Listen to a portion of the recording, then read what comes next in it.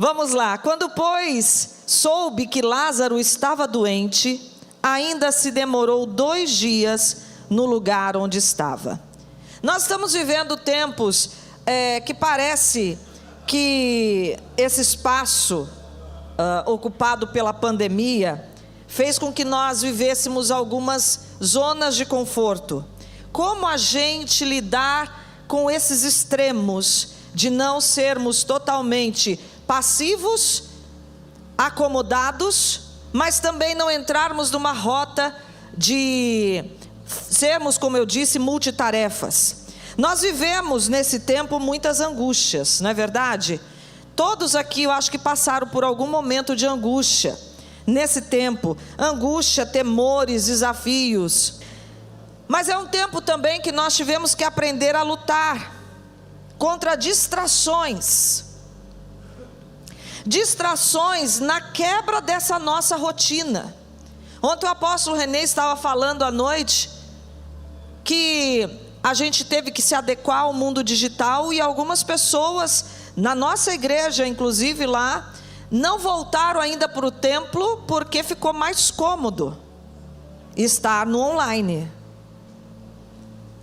Só que a gente sabe que o online é uma ferramenta, e eu uso essa ferramenta, mas que pode ser uma ferramenta que nos traz algumas acomodações e distrações.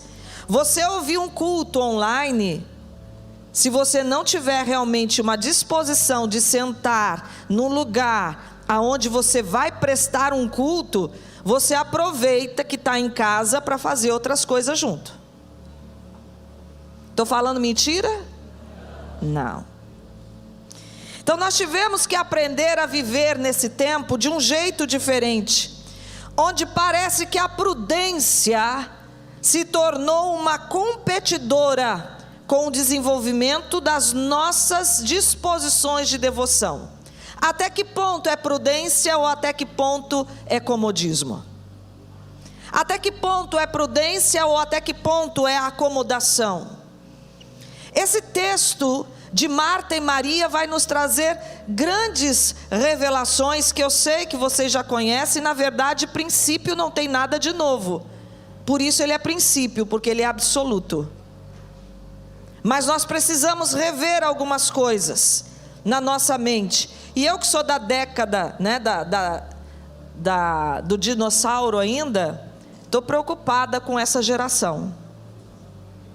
E tenho alertado os meus filhos para eles cuidarem com algumas coisas, para não entrar na casa deles só porque é da geração. No meio dessa história toda de pandemia e do que eu estou falando aqui, vamos dar foco então em posturas diferentes na vida de Marta e Maria, justamente até na hora da crise. E a crise é um momento de muita revelação. A crise mostra quem nós somos. A crise mostra o nível, inclusive, da nossa força. Se te mostra fraco no dia da tua angústia, não é? Quão pequena é a sua força? Eu não estou dizendo aqui, gente, e eu falo isso com muito temor, com muito cuidado, porque eu não estou dizendo aqui que a gente não pode chorar, que a gente não pode se entristecer, tá? Cuidado. Inclusive eu quero hoje, em nome de Jesus, que você ouça princípios espirituais.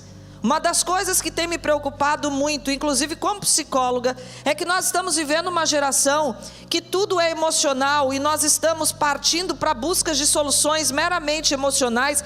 Outros extremos que nós caímos, ou nós espiritualizamos tudo e não encontramos respostas, porque espiritualizar não quer dizer que você foi no cerne daquilo que é espiritual. Você buscou dar uma resposta que você nem tem conhecimento, muitas vezes. Espiritualizar é você dar um significado espiritual para algo que você não conhece com profundidade, mas você tinha que encontrar uma explicação. Mas nós caímos também para o momento do emocional, e tudo tem resposta no emocional. Isso é um perigo, porque nós estamos acomodando muitas explicações no emocional e estamos ficando no nível da emoção tão somente e não mergulhamos mais no espiritual. Hoje eu acho que eu vim falar sobre buscar, encontrarmos o cerne de algumas questões que nós estamos levando para um extremismo, e todo extremismo traz morte. Então nós precisamos cuidar com isso, e eu acho que eu tenho autoridade para falar, porque eu vivo as duas coisas, como psicóloga e como pastora. E ontem a gente conversava à mesa e eu falava para o apóstolo que eu estou preocupada, que nós estamos vivendo a época dos mentores. Eu falo isso nas minhas lives, correndo o risco inclusive de perder seguidores. Eu falo, querida, busque um mentor para você, não fique ouvindo tantas vozes. Não quer dizer que você não possa ouvir outras pessoas, mas alguém tem que ser a base do que você vai fazer, porque é uma geração confusa, ouvindo tantas vozes e pouco praticando. E o conhecimento tem se tornado um algoz sobre muitos, porque você fica assim, meu Deus, eu tenho todo esse conhecimento, mas pouco eu consegui praticar. E cada vez que você busca um conhecimento novo, você se enfraquece, achando que aquele novo conhecimento, como se a gente abrisse a Bíblia na porta da casa, mudasse a nossa vida. Lembram da Bíblia aberta, que a gente colocava para trazer coisas boas? Pois é, não muda a vida a Bíblia aberta. Assim é o conhecimento que você não pratica, e que cada vez que você ouve e deixa de praticar, ele enfraquece a sua disposição de tentar buscar novamente fazer algo que mude a sua vida. Então está sendo um perigo. Eu lembro que na época que eu era adolescente, a gente ia buscar um livro na biblioteca, tinha que marcar lá, tinha o tempo de devolver. Só de você fazer esse exercício, você tinha tempo para refletir, porque não era tão fácil ter acesso a tantas leituras. Então você tinha que meditar no que você leu para buscar o próximo livro. Tem um texto na Bíblia que me chama muito a atenção, que é uma postura de Maria, mãe de Jesus, que diz que quando ela viu Jesus ali no meio dos doutores da lei com 12 anos, e que ele fala, por que vocês estavam me procurando? Vocês não sabiam que eu estava na casa do meu pai? Mas diz que Jesus em tudo obedecia a eles, e diz que quando Maria ouve aquilo, ela guarda no coração. Ah, que exercício tremendo! Ouvir e guardar no coração.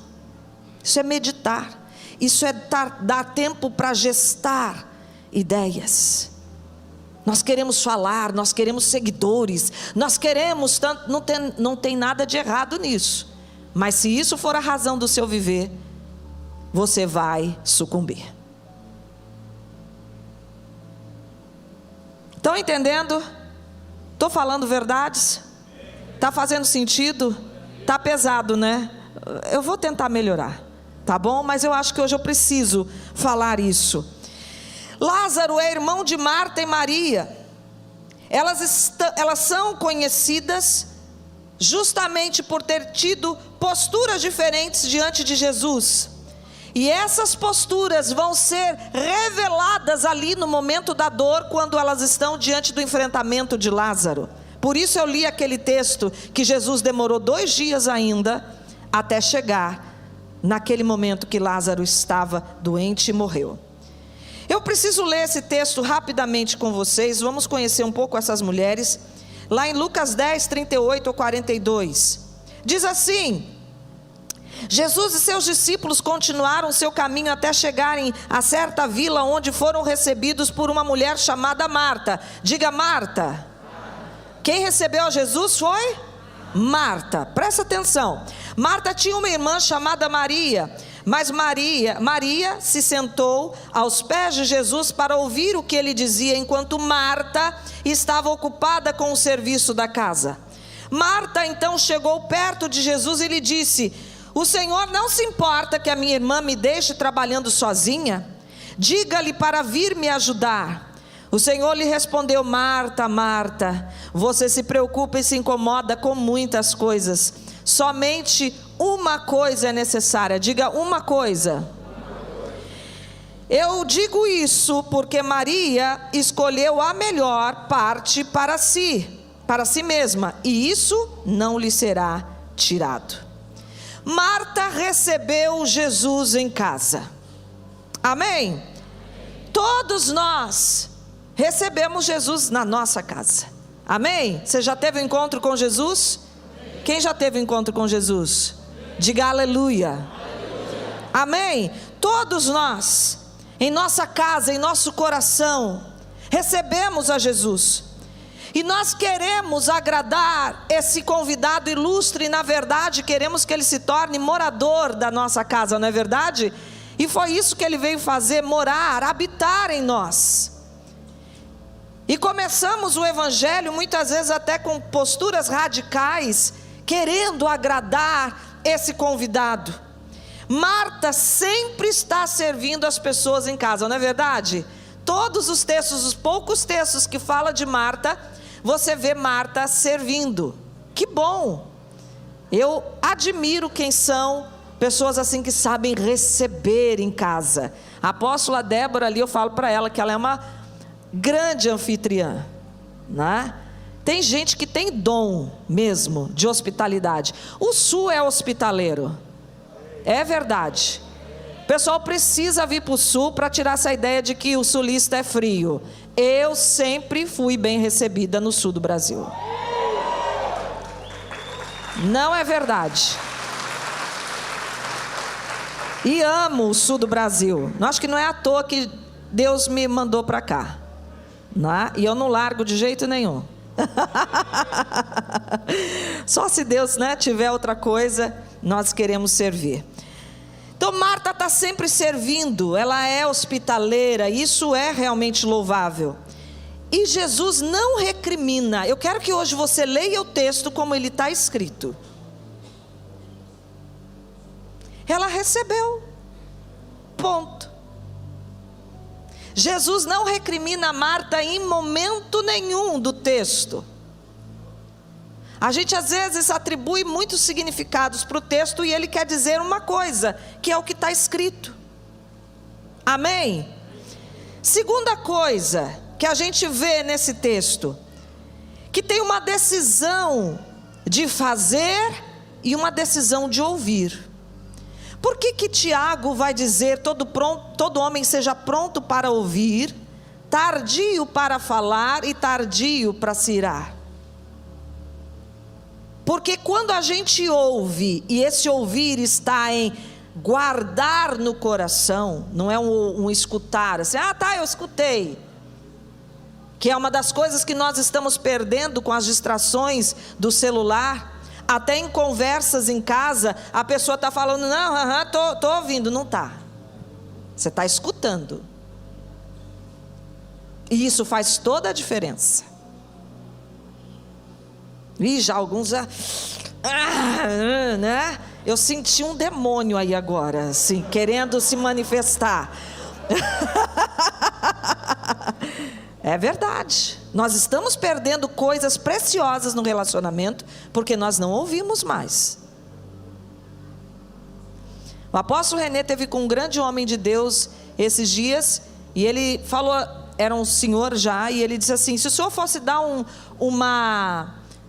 conselho para essa geração, o que o senhor diria? 3 coisas: ouça mais. Primeira. Segunda, ouça mais. Terceira, ouça mais.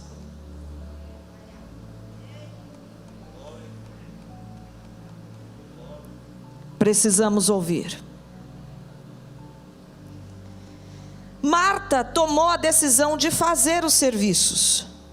O texto aqui não fala, como a gente às vezes dá o significado, que era por causa de Jesus. Nós supomos que Marta estava fazendo muita coisa porque ela queria servir a Jesus.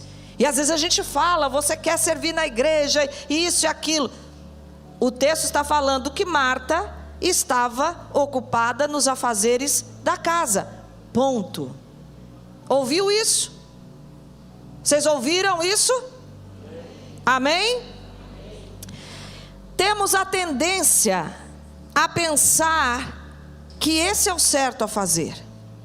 Aqui eu não quero dizer que é para a gente se acomodar e não fazer mais nada. Por favor, eu gosto de fazer essa menção, que tem gente que pega parte do que a gente falou, tá vendo? Nem vou mais na célula. Para que fazer essas coisas? Deus mandou eu ouvir só. Irmão, ouça o que o texto diz. Amém? E aí nós estamos na era da beleza de sermos multitarefas. É bonito a gente dizer, eu faço várias coisas ao mesmo tempo.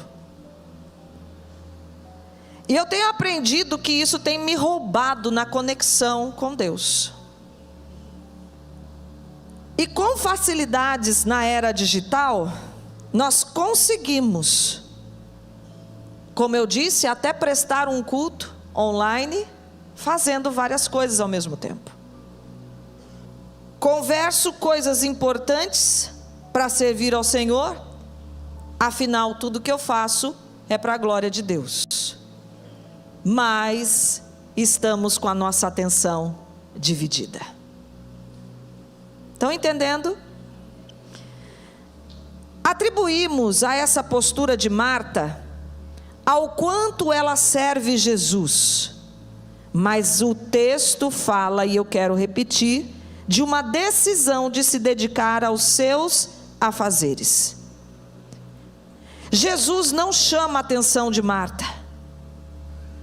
E somos nós que responsavelmente arcamos com essa decisão de o que vamos escolher. Nós queremos fazer muitas escolhas. Na verdade, nós queremos os resultados. O apóstolo René estava ministrando essa semana, na terça-feira, na reunião de pastores. Ele disse: as pessoas não te buscam pelo homem de Deus que você é, mas pelos resultados que você tem na sua vida e que Ele quer ter na vida dele. Está tudo certo. Só que isso está embutido também, aí agora é a minha leitura, por ver algumas coisas, inclusive eu que faço parte desse mundo digital, tenho visto muitas coisas se perdendo aí, e tive que cuidar para não me perder junto, de que às vezes você está atrás de alguém que tem o resultado que você deseja, mas pouco você tem à disposição de fazer o caminho que ele faz. Você acha que num passe de mágica, porque você está ouvindo aquele mentor, você está comprando aquele curso, aquilo, o resultado vai vir. Tem uma prática. Marta tomou uma decisão: eu quero fazer. Tudo certo até aí? Beleza? Então vamos lá. Mas o que acontece dessa escolha? Ela se incomoda com a postura de Maria. E aqui é nesse ponto que eu quero pegar. Não é Jesus que fala: Marta, vem para cá, deixa de fazer isso, você está perdendo o melhor, afinal eu sou o Messias, desci do céu, entrei na sua casa, você não está me honrando. Não, Jesus não fala nada. Quem se incomoda é Marta. O texto diz que Marta chega para o Senhor e diz: o Senhor não se importa que minha irmã me deixe trabalhando sozinha? Diga-lhe para vir me ajudar.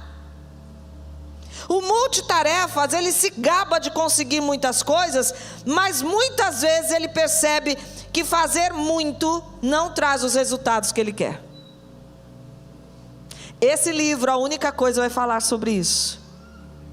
Hoje, como eu disse, os grandes players no mercado digital e os grandes empresários estão usando esse livro para dizer que eles tiveram que voltar a rever a sua postura, porque eram fazedores demais e perceberam que acertar isso trouxe resultados muito maiores e com saúde. Aqui a gente está falando de saber colocar prioridades. E nesse livro ele diz o seguinte: quando você estabelece uma prioridade, você vai gastar a sua energia, porque motivação e vontade se gasta. Então você tem que aproveitar para gastar naquilo que é mais importante para você, porque aí o resto da energia você faz as outras coisas. E isso requer planejamento, tomada de decisões. Olha aí as chaves. Mas Marta está aqui, cansada talvez, né? O texto não diz que ela está cansada, mas ela está chateada, porque a irmã não está fazendo o que ela faz. O texto aqui não está acusando, nem endossando a postura de quem não quer fazer. Não é isso. Por isso que eu falei, cuidado. A apóstola Adriana aqui não está falando que não é para você fazer mais nada. Ok? Amém? O texto não está aqui nem enaltecendo a postura de Marta, nem de Maria. Jesus está falando de uma decisão. O cerne aqui é você estar resolvido na sua decisão. Ela estava fazendo um monte de coisa, mas não estava resolvida. Talvez ela queria ter o olhar de Jesus que Maria estava tendo, porque estava ali aos pés de Jesus. Jesus tinha que olhar para ela na hora de falar. Eu creio que tinha outras pessoas na sala. Aqui o texto não fala, o texto mostra que Marta está incomodada, porque ela acha que ela está fazendo tudo sozinha e a irmã não está fazendo nada, e devia estar fazendo. E os perfeccionistas, os multitarefas da vida, fazem e ficam chateados com quem não faz. Eu senti um outro demônio meio se movendo. Aí, não sei. Eu tenho percebido na minha vida, que quando eu fico preocupada com muitas coisas, tentando fazer muita coisa, e dentro do meu perfil, isso é algo que é meio que natural, eu tenho perdido o melhor. Eu tenho perdido o melhor. Mas o que é que eu quero? Eu quero o resultado de ter a atenção dessas pessoas e de Deus. Quero que os meus filhos me ouçam, meu marido me ouça, que Deus me ouça e me atenda. A gente está querendo que todo mundo nos ouça. Eu pensei que tinha alguém se manifestando, mas é o irmão lá, que ele falou em casa. Eu falei, ih, pronto, alguém manifestou. O que eu quero? Eu quero viver no meu mundo, fazendo as coisas, mas eu quero que as pessoas me ouçam. Eu pouco me dedico aos relacionamentos, sou multitarefas, estou com todo mundo, com um monte de tarefas, mas pouco me dedico aos relacionamentos. Mas eu quero que essas pessoas do relacionamento que eu pouco me dedico, me ouçam e me deem atenção. E fazemos isso inclusive em relação a Deus. Pouco tempo com Ele, mas nós queremos que na hora do nosso desespero ou de alguma coisa, que Ele atenda aos nossos pedidos. Está fazendo sentido o que eu estou falando? Ou só acontece comigo? Eu tenho falado com algumas moças que às vezes estão, solteiras e passando do tempo, e algumas casadas com o trabalho. Nós estamos vivendo uma geração de mulheres que estão casadas com a profissão, e elas não sabem por que elas não casam. Por quê? Porque o foco é profissão. Eu não tenho tempo de me dedicar a isso, eu não tenho tempo de sair de casa. Aí o anjo vai ter que entrar dentro de casa e falar assim, está aqui a serva do Senhor para aquele varão lá. Se tiver só dentro de casa, irmã, não vai casar. Não casa, porque como é que o homem vai te ver? Tem que alguém te ver. A não ser que você case com um anjo. Mas aí eu não sei se vai ter todas as coisas que você gostaria de um homem. É um exemplo. Nós poucos nos dedicamos. Eu senti um outro demônio aí. Nós poucos nos dedicamos aos relacionamentos, mas nós queremos ter os resultados do relacionamento. São escolhas, e está tudo certo se você está tranquila com isso. Eu, Adriana, não é a Bíblia, não, eu, Adriana, tá? A Adriana, particularmente sou contrária a uma ideia dessa geração. Que a menina tem que estudar, fazer pós-graduação, mestrado, doutorado, e aí depois ela vai se preocupar com o casamento. Não casa, irmã. Até porque o homem depois vai ficar intimidado se você tem tantos títulos e ele ainda não conseguiu correr atrás disso.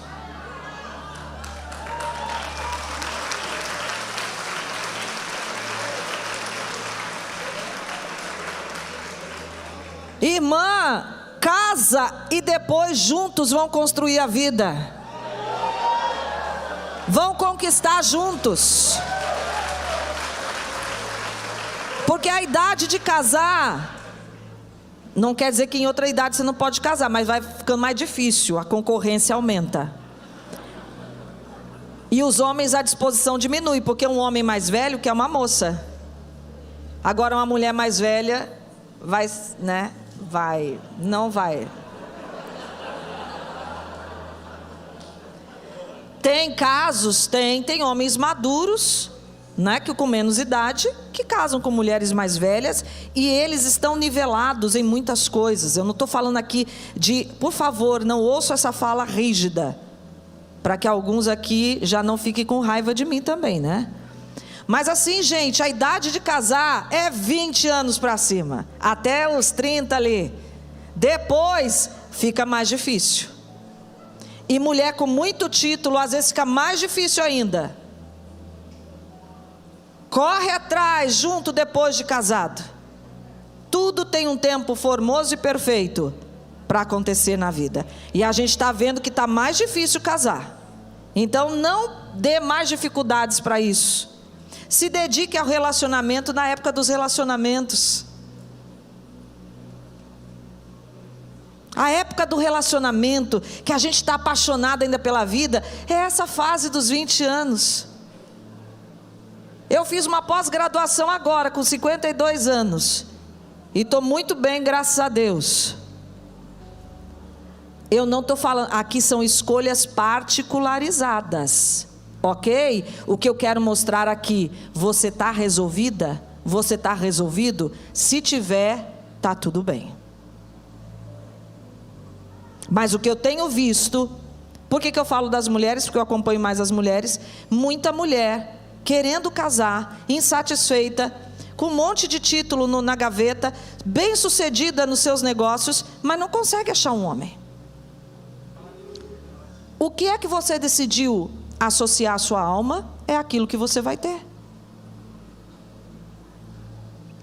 Quarto lugar, se eu tiver passando do tempo, por favor, alguém me avisa. Vai ter alguém tocando aqui para me avisar? O tempo? Não? Tem mais uma hora? É porque agora eu ia entrar nos homens.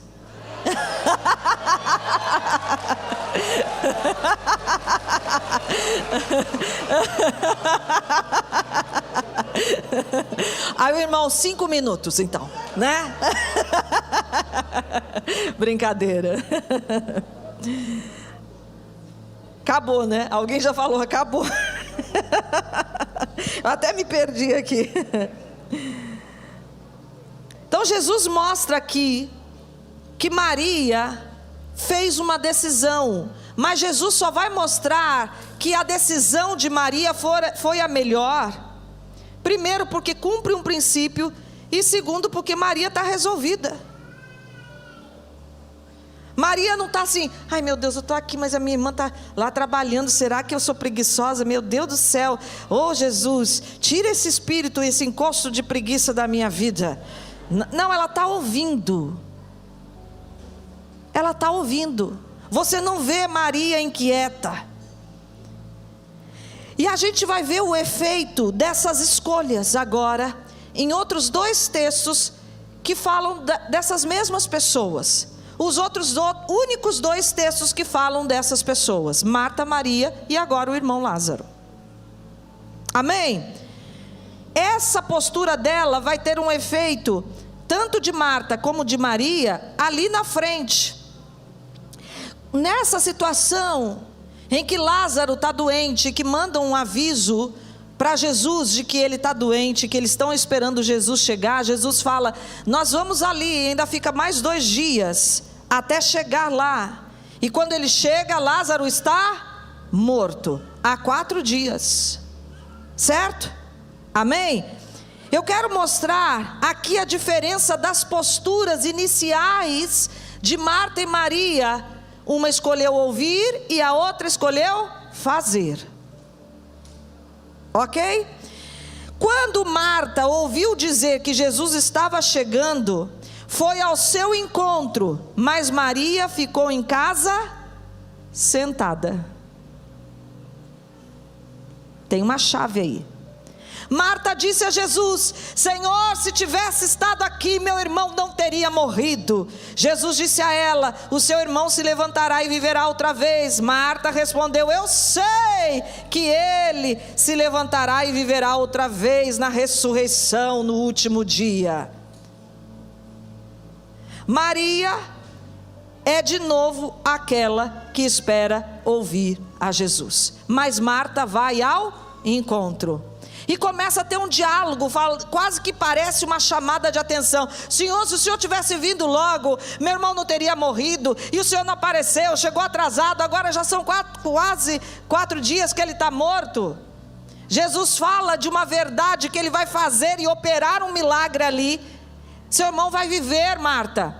E aí ela cita: não, eu sei, é como se aqui a conversa está truncada.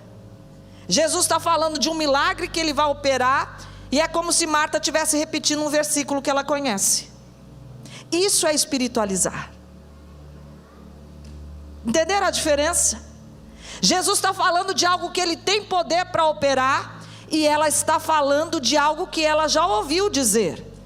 Quantos versículos você repete, espiritualizando situações que você precisa ter resolução, mas ele não tem efeito na sua vida? Isso é espiritualizar. E Jesus fala: não, eu vou fazer, Marta. E é por isso que eu vejo muito crente, por exemplo, adoecido no emocional, repetindo versículos sobre o que Deus vai fazer. É verdade, mas ele nunca tem a resposta e está lá: não, mas eu sei que o Senhor... E a gente vê que é uma tentativa de se autoconvencer, não é um exercício de fé, de saber assim: Deus hoje vai fazer um novo na minha vida.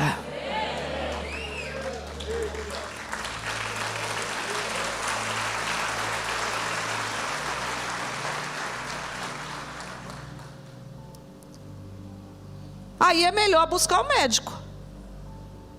Porque se não consegue, no exercício da fé, fazer isso, porque é mera repetição do que você ouviu, mas não tem nada a ver com você, não vai ter resultado. E nós temos aqui esse exemplo clássico. Marta está repetindo um princípio. Não, eu sei que no último dia, na ressurreição, todo mundo vai viver. Jesus está falando: não, eu vou fazer isso hoje. É como se Jesus estivesse falando assim, na minha cabeça, tá?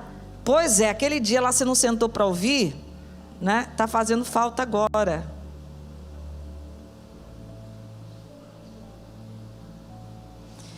Depois de ter dito isso, Marta voltou, chamou sua irmã Maria e lhe disse em particular: o mestre está aqui e está te chamando. Olha só, Maria fica no lugar, dá uma sensação, eu falo sensação, o texto não diz isso, de serenidade, está lá no lugar, velando o irmão. Marta é que sai correndo para fazer as indagações. E ela só se levanta para ir a ter um encontro com Jesus, porque Marta diz: o mestre está te chamando. Quem sabe ouvir, sabe o momento de ficar e o momento de ir. Sabe quando é para sentar e ser consolada, e sabe o momento quando é para ouvir a voz e atender ao chamado. Sabe distinguir esses momentos. E ela fica ali serena, sentada, mas Marta diz: o mestre está te chamando. Ao ouvir isso, Maria se levantou rapidamente e foi ao encontro de Jesus. Olha só agora, os judeus que estavam na casa de Maria para confortá-la E aqui eu quero fazer a menção disso. O conforto das pessoas é importante. Quem espiritualiza, às vezes só Deus serve. Não, irmã. Os judeus estavam ali para confortá-la. E é muito importante esse momento. E o digital não pode roubar isso de nós. Os judeus estavam ali na casa de Maria para confortá-la e viram sair às pressas e a seguiram. Eles pensaram que ela estava indo ao túmulo para chorar. Maria, porém, seguia para o lugar onde Jesus estava. Quando ela o viu, olha agora a diferença. Maria sempre está aos pés. Marta está sempre em pé, batendo boca com Jesus. E tem muita gente falando, é isso mesmo, porque eu tenho ousadia de entrar no trono. E eu falo assim com Jesus mesmo, olha irmã, cuidado irmãos. Tem uma diferença de ousadia e de teimosia.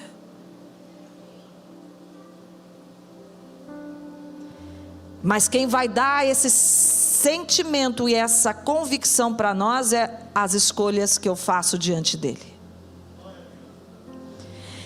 Quando ela o viu, caiu aos pés dele e disse, Senhor. Ela vai dizer a mesma coisa que Marta, mas é diferente aqui.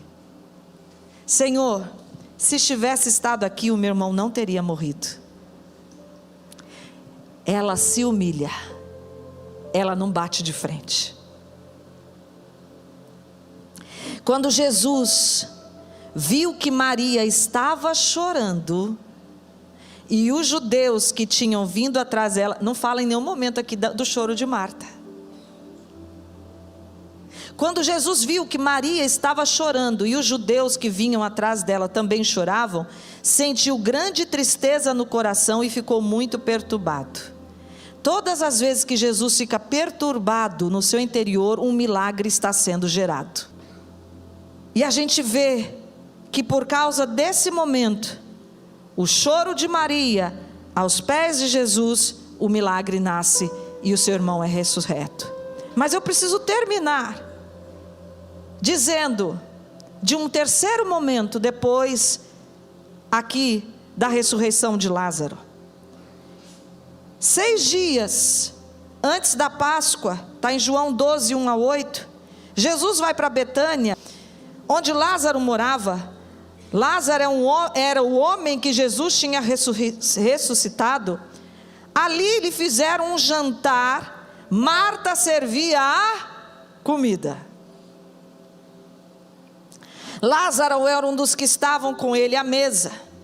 Maria então trouxe cerca de meio litro de um perfume muito caro, feito de nardo puro.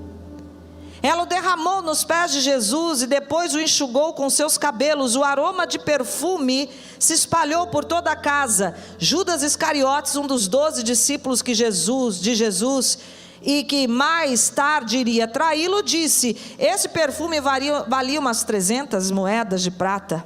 Por que ele não foi vendido e não foi dado dinheiro aos pobres? Judas não disse isso porque se importava realmente com os pobres, mas porque era ladrão. Era ele quem guardava a caixa de dinheiro e muitas vezes roubava o que era colocado lá. Jesus respondeu, deixa-na. Ela fez bem em guardar esse perfume para hoje, o dia da preparação para o meu enterro. Vocês terão sempre os pobres com vocês, mas a mim nem sempre terão. A gente vê de novo Maria, agora por causa daquele dia, que decidiu sentar aos pés de Jesus e ouvir, saber discernir tempos e estações. Ela chega com o perfume que iria preparar a Jesus para a sua morte na Páscoa. Ela chega, separou o mais caro que ela tinha e derramou sobre Jesus e enxugou a ele com seus cabelos. E a gente vê essa oferta até hoje sendo falada aos nossos corações. Foi feito o relato, Jesus faz questão de que isso esteja relatado, porque a gente sabe o valor de uma oferta. Mas é a mulher que sabe discernir o que está para acontecer e preparar o mestre para a hora da sua morte, porque ele soube também, no dia da morte do seu irmão, trazer ressurreição, milagre. E ela sempre teve a postura de discernimento. O texto vai longe. Se eu tivesse mais tempo, eu iria falar inclusive aqui de Judas, que é uma outra decisão, e a gente vê que decisões trazem construções de caminhos. Judas não se torna traidor no dia que ele entrega Jesus. Ele construiu a rota de traição quando ele rouba a oferta. Ele já era traidor. Todas as suas escolhas, meus irmãos, por isso que eu estou preocupada com essa geração que planta e não tem paciência de esperar a colheita.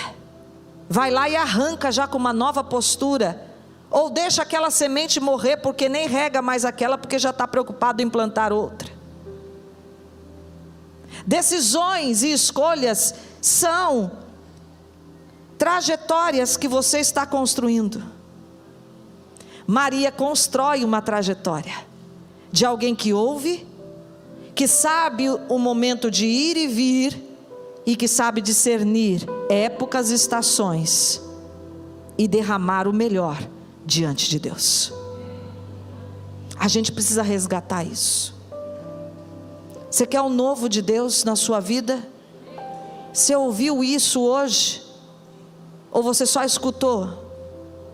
Se você ouviu e sair daqui com a disposição de praticar, de ter o seu tempo com Deus, de parar e voltar ao exercício que agora, nada contra, mas que agora, dentro do cunho emocional, se planta aí, você tem que ter tempo para meditação. Jesus já falava isso e a Bíblia já falava isso, do quanto é importante o tempo que você para meditar. Esvazie a sua mente, não encha daquilo que você ouve do Pai, porque tem muita mente vazia vagando aí, zumbis, mortos vivos. Esses filmes de zumbis nos ensinam muito, viu? É essa geração que está vindo, de mortos vivos, contaminados por uma morte, que quando eles mordem outros, eles também se tornam zumbis.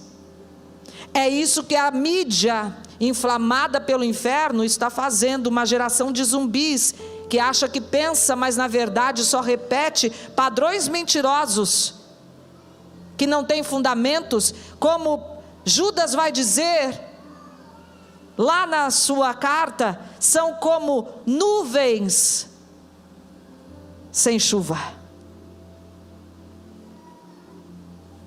Eu quero ser uma voz para essa geração, com toda a humildade diante do Senhor,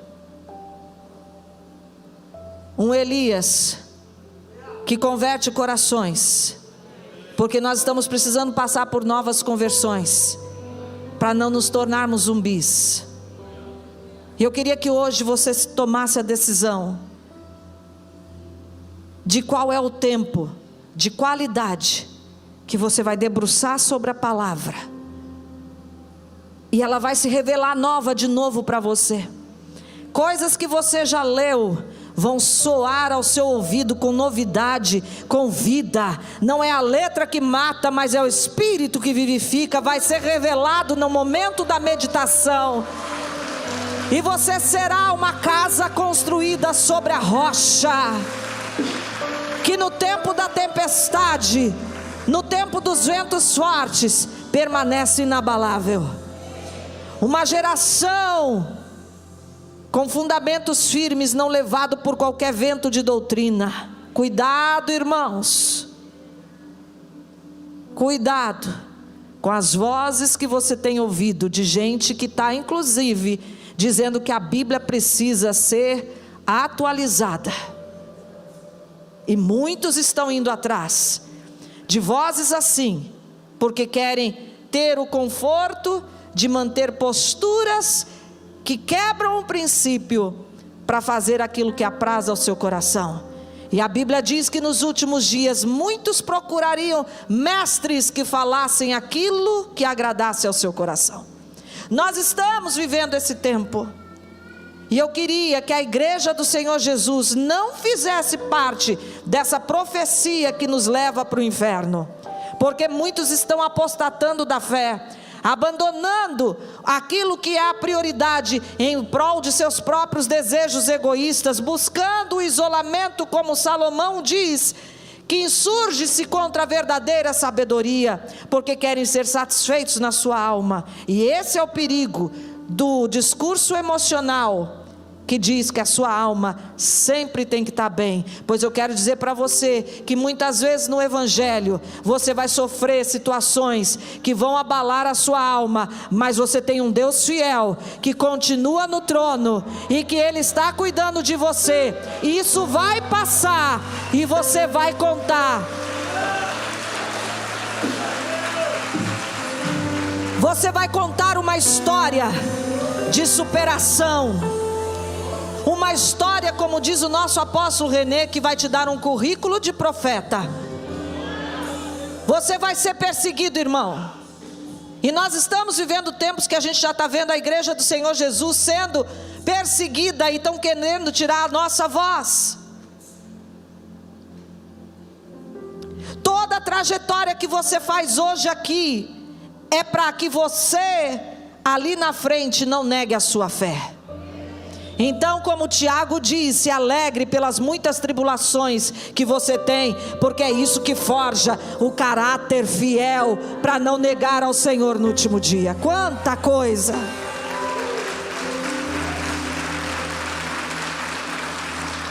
Quanta coisa, quanto princípio a ser resgatado. Eu quero que hoje você seja Maria. E eu quero dizer que você vai ser tão produtivo, mas tão produtivo, porque quando você sair daquele momento de ouvir ao Senhor, Ele vai te dar todas as estratégias para você gastar a sua vida e se deixar gastar de boa vontade, sabendo que você serve a um Deus que já fez tudo por você.